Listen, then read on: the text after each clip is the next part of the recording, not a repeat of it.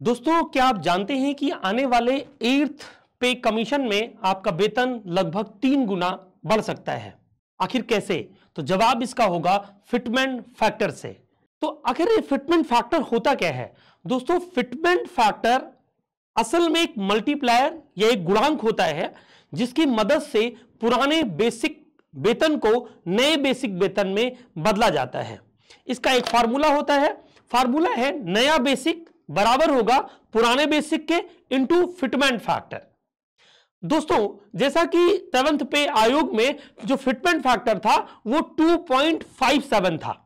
अगर इसको एक एग्जांपल से हम समझने की कोशिश करें कि जो 7th पे कमीशन कितना था, 7th जब आयोग ने कमीशन दिया था तो 2.57 आपका फिटमेंट फैक्टर था। मान लेते हैं किसी व्यक्ति की जो सैलरी है उसकी बेसिक, यदि किसी कर्मचारी की सैलरी 10,000 रुपए है, मान लेते हैं किसी कर्मचारी की सैलरी कितनी है, 10,000 रुपए है, और अगर हमें निकालना है कि अब उसकी सैलरी कितनी हो जाएगी, अगर ये निकालने के लिए तो हम क्या करेंगे, हमने आपको फार्मूला बताया कि नया बेसिक बराबर कितना होगा, पुराना बेसिक गुणे फिटमेंट। तो नया बेसिक निकालने के लिए 10,000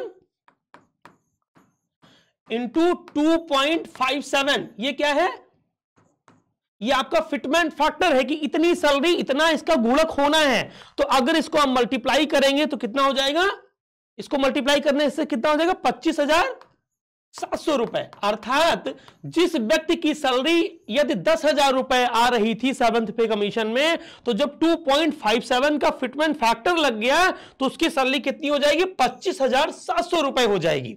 तो ये आपका होता है फिटमेंट फैक्टर।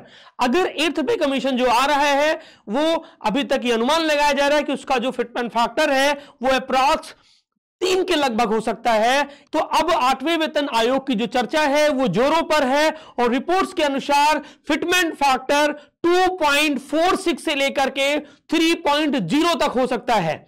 अगर 3.0 हुआ तो इसका सीधा मतलब हो गया कि अगर किसी व्यक्ति की सैलरी 25,000 रुपए है और अगर उसका 3 से होगा तो कितना हो जाएगा, 75,000 रुपए उसकी पर मंथ की सैलरी हो जाएगी।